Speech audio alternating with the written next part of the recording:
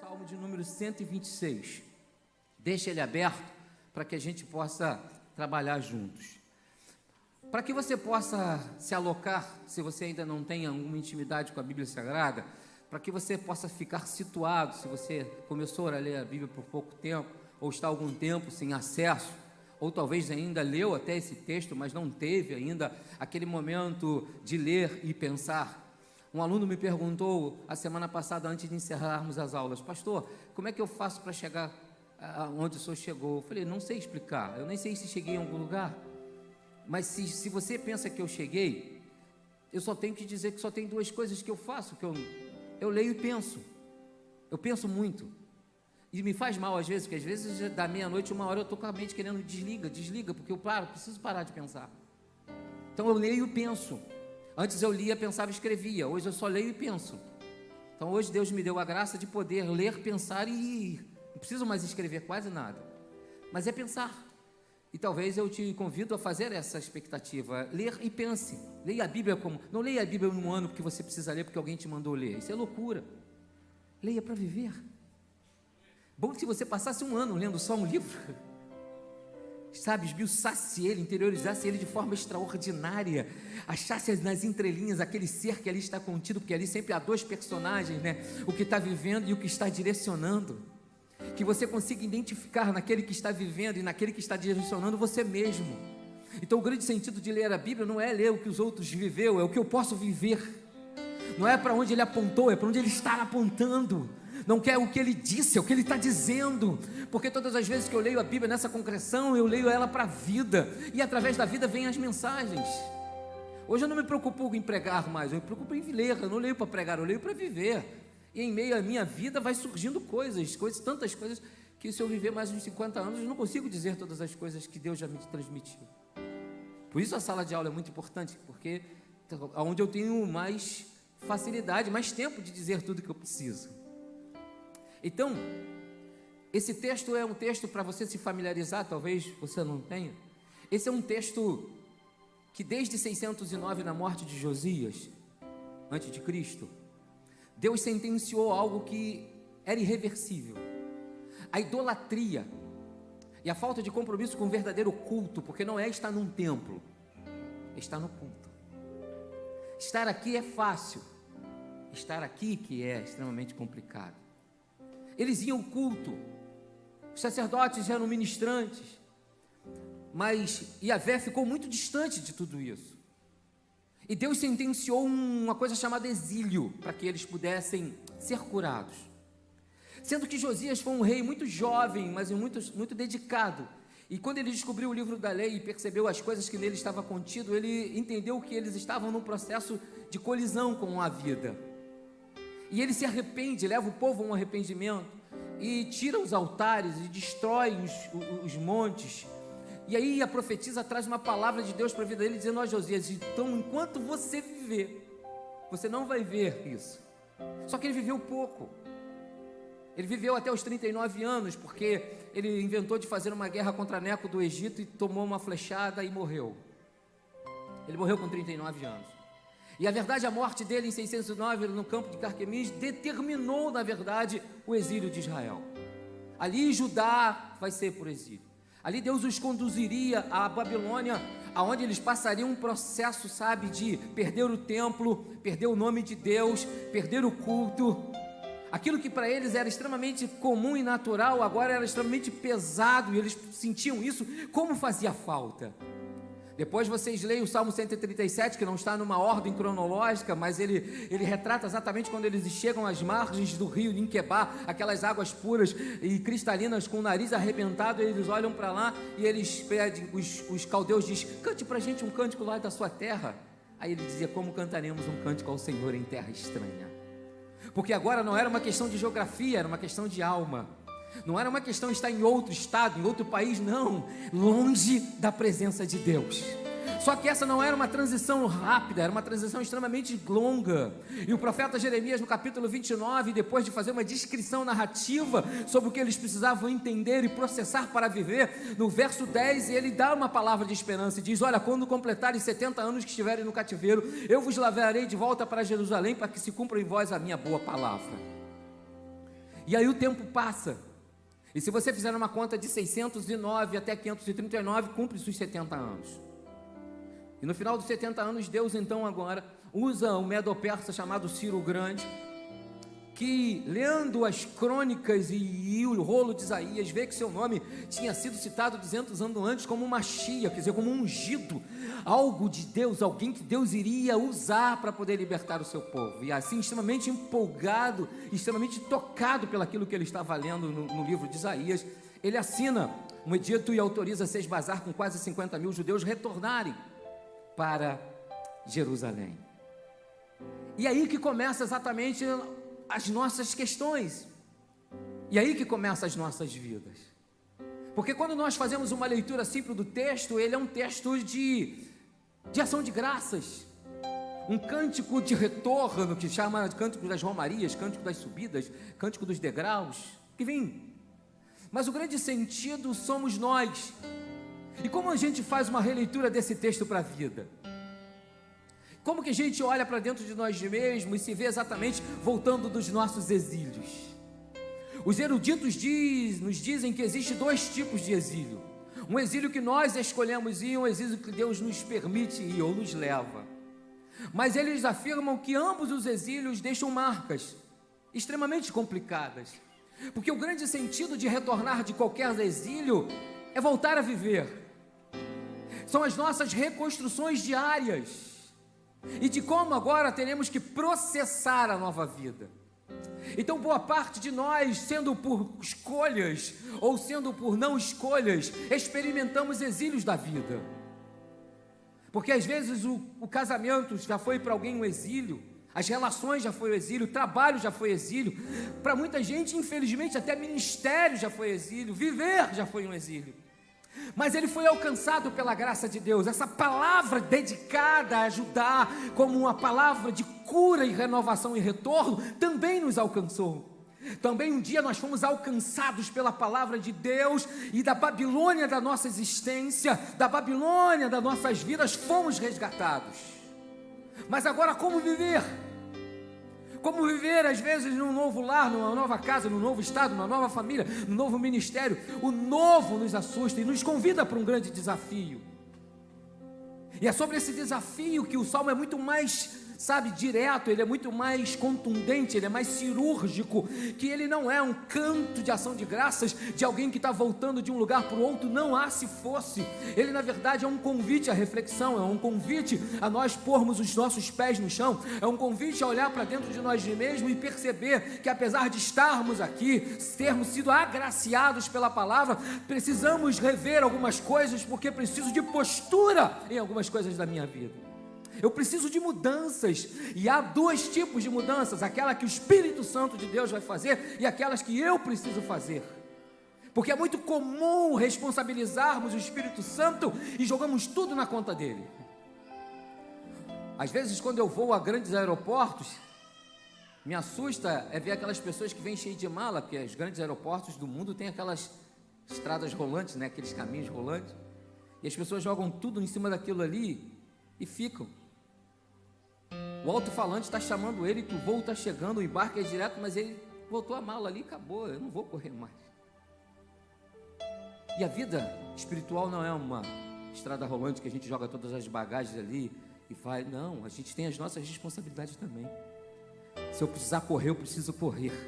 Eu não posso perder o voo da vida, eu não posso perder o voo da alma, eu não posso perder o embarque da graça, eu não posso perder o embarque do céu.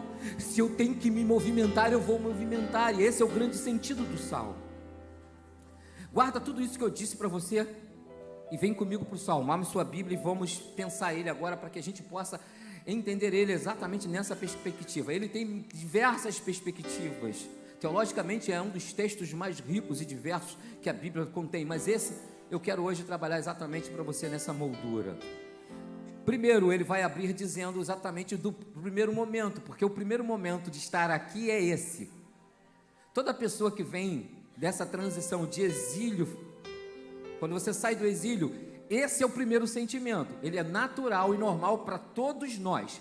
sendo todo tipo de exílio, sendo você alguém que viveu um estado depressivo profundo, mas agora voltou a viver, seja alguém que teve uma decepção extrema com alguém, sabe, seja afetiva, ou alguém que era teu sócio, um familiar, aquela decepção profunda, aí você conseguiu se libertar, seja você aquele que apostou tudo no teu ministério, apostou tudo e de repente alguém ou alguma coisa lhe frustrou, não importa, eu posso passar aqui alguns minutos fazendo descrições, não, qualquer coisa em que você conseguiu sair de um lado para o outro, significa exatamente essa abertura, esse se chama do prólogo do Salmo.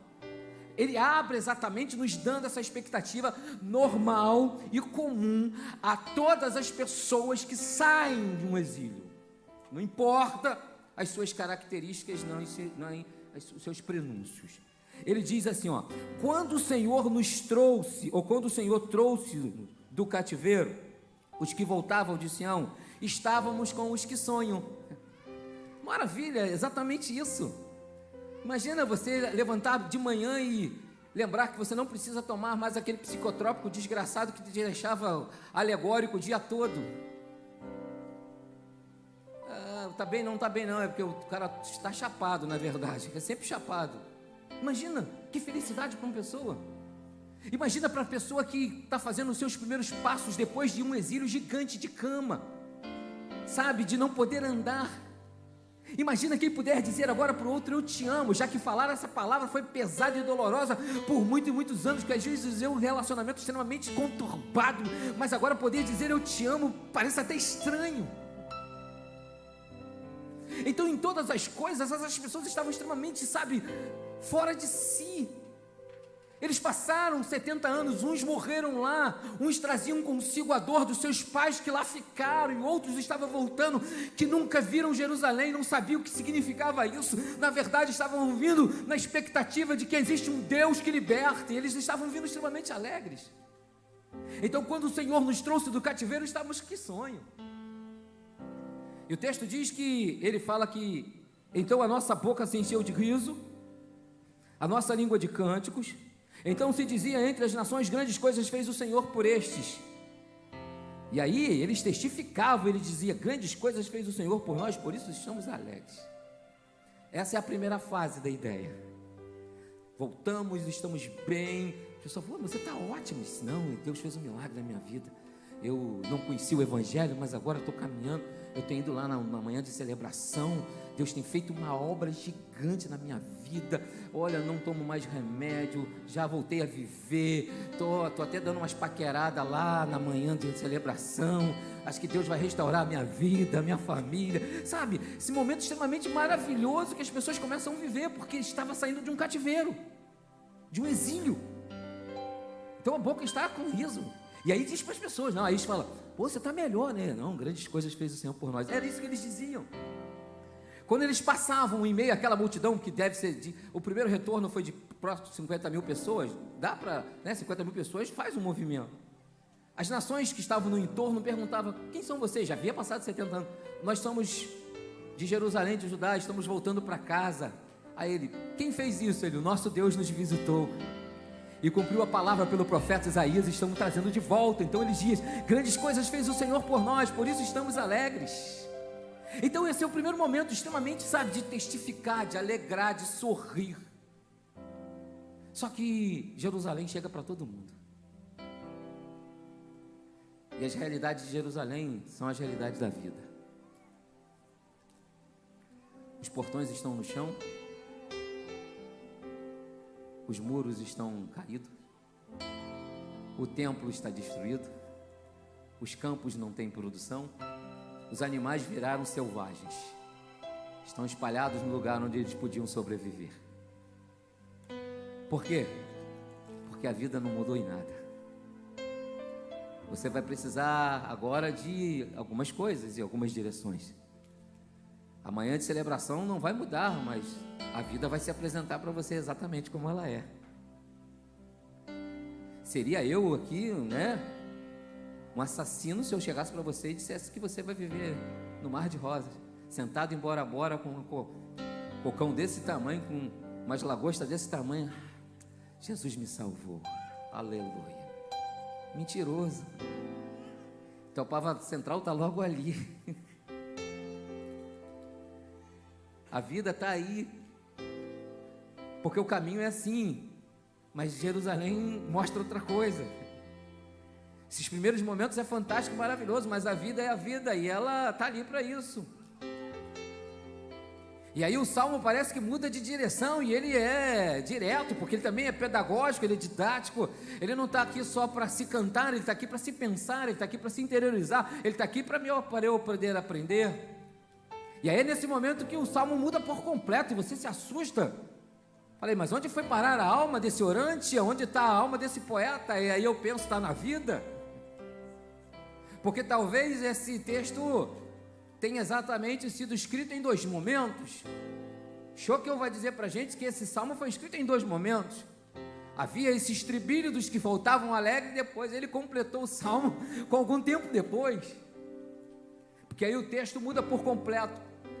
Quando ele diz o seguinte para a gente: então imaginamos exatamente agora o nosso sentido de vida, aonde a gente percebe que, não vamos chamar isso de euforia, não, vamos dizer que passou exatamente esse momento em que a gente, estava ainda vivendo esse momento, só que a vida voltou, ela precisa continuar. A mesma cama que um dia te deprimiu é a mesma que hoje você volta para onde? Dormir. Aquele mesmo trabalho que às vezes te trouxe, você era pesado, meu Deus, quando chegava domingo de tarde, saber que você tem que voltar para lá te faz mal, mas você precisa continuar trabalhando. A vida não para. E o Evangelho dá sentido às nossas curas. Ele não muda a vida enquanto vida, me muda. A vida está aí. Quem tem que mudar não é a vida, é eu que preciso mudar. A vida não vai ser mudada. Aí o que diz? Verso 4. Olha só que pergunta. Olha só que essa afirmação quer dizer: faz-nos regressar outra vez do cativeiro, Senhor, como as correntes do sul. Aí a primeira pergunta, porque é retórica, né? Meu Deus, peraí, mas de que cativeiro que ele está me convidando a voltar se eu já acabei de chegar? Faz-nos regressar outra vez do cativeiro, Senhor, como as correntes do sul ou do Negueb, como você preferir. Aí nasce a seguinte pergunta: mas nós não voltamos agora? Mas nós não fomos libertos do cativeiro? Mas que outros cativeiros que ele está falando? Do que ele está me convidando a refletir? É que todos os exílios nos trazem muitas marcas, lembra do início da fala? E apesar de não estar lá mais, existem coisas que a gente vai ter que trabalhar, processar, mudar, abrir mão, arrancar, tomar atitude, mudar de postura, porque isso é extremamente necessário. Faz-nos regressar outra vez do cativeiro, Senhor. Por quê? Porque agora era tempo de reconstruir. Jerusalém, falado da Babilônia, era linda e maravilhosa, presencialmente era triste, ela estava destruída, ela foi dizimada por Nabucodonosor. A vida de muitas pessoas foram completamente quase destruídas, pouco restou. Então é tempo de reconstruir. Só que eu não reconstruo do nada, porque eu trago também na bagagem da minha alma a série de episódios que eu vivi, dos exílios que eu passei. E quase sempre nós estamos libertos, mas não estamos livres. Livre é aqui, ó. Liberto é o direito de ir e vir, de estar, mas aqui é que tudo acontece. E aqui os cativeiros continuam, porque a gente arrasta problema da vida que passou, das coisas, dos traumas, das companhias. Tudo está ali. Ele diz: faz-me regressar outra vez do cativeiro. Na Babilônia eu não estou, mas me sinto como tal. Então estar aqui hoje é poder dizer para você que é possível. Deus vai te ajudar. Você vai reconstruir. Você vai tomar atitude, postura, e Deus vai fazer um milagre na tua vida. O ponto de Deus é fazer milagre. O meu ponto é entender que existem muitos cativeiros que me prendem, mas que eu todos sou conhecedores, e sendo eu conhecedor, tomarei a atitude necessária pela minha vida, e auxiliado pelo Espírito Santo de Deus, vou ser um ser vitorioso. Terei vitória, mudarei a vida, reescreverei a minha história. Um tempo novo há de se levantar para o meu ser. Faz-me regressar outra vez do cativeiro, Senhor. Sabe por quê, irmãos? Ninguém constrói no oba-oba. Ninguém reconstrói no... Toda reconstrução é extremamente dolorosa. Até porque se quebra o que ficou e tira os entulhos para depois se começar de novo. E quase sempre a gente pensa que quando chega no Evangelho, a gente resolve tudo no... Não. Há quem dera. A vida é extremamente vida. E os entulhos você vai ter que tirar. O Espírito Santo vai ficar lá só assistindo. Já pensou o Espírito Santo fazer igual o Doutor Estranho?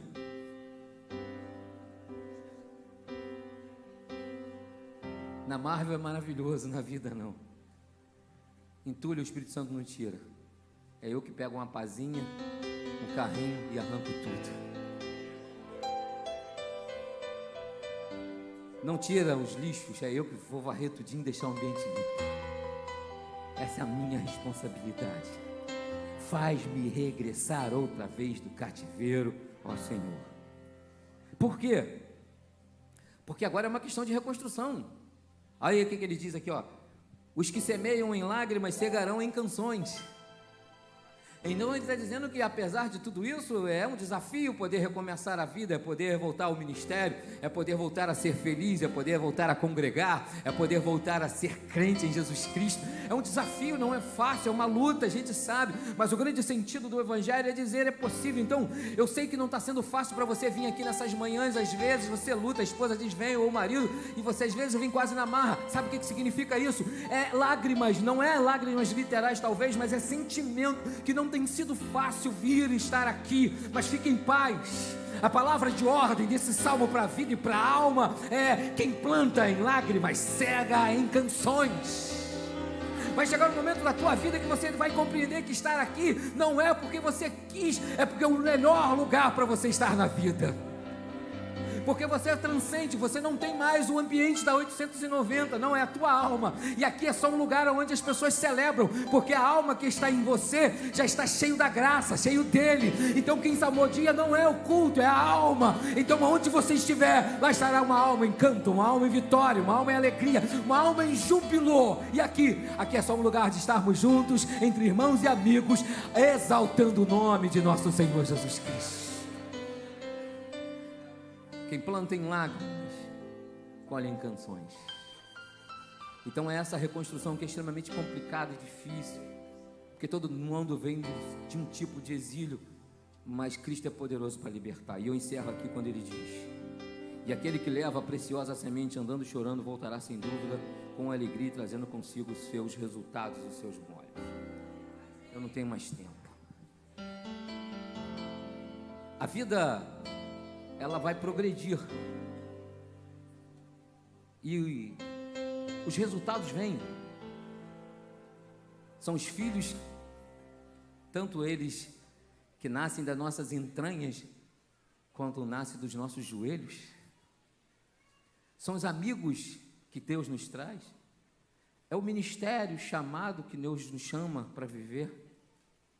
Sabe, é aquela pessoa extremamente tímida, que não fala quase nada, mas lá onde ela vive, na sociedade a qual ela está inserida, que é trabalho, que às vezes é colégio, as pessoas percebem uma mudança extraordinária, e às vezes ficam assim olhando, por que está diferente? Aí quando tem uma oportunidade de chegar perto, percebem que é Cristo.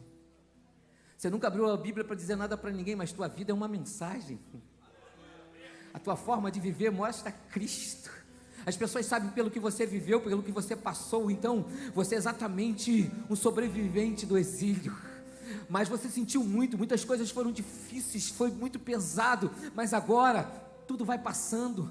Nada foi fácil, não vai ser fácil. Talvez para uns é uma vida inteira de construções, para outros talvez chegue um tempo que as construções diminuam, e ele na verdade faz só o que nós chamamos de conservação. De vez em quando aparece umas rachaduras, ele vai lá, tapa. Enquanto vem um bolor, ele vai lá, tampa. Mas outros não, outros são mais pobres, né? E aí eles levam a vida inteira. Já viu o pobre que leva uma vida inteira para fazer uma casa? Tem uns mais, né? Às vezes eu fico pensando no Espírito Santo, acho que ajudou mais esse do que esse, brincadeira. Mas é a vida. Mas o grande sentido é que no final tem resultados. Boa parte do que eu dia já fui ficou para trás. E nada do que eu projetei ser, eu consegui. Talvez isso na vida de alguém fosse muito frustrante. No outro dia, falando lá no podcast, falei a respeito disso, aí alguém mandou várias vezes mensagem: mas você não é frustrado?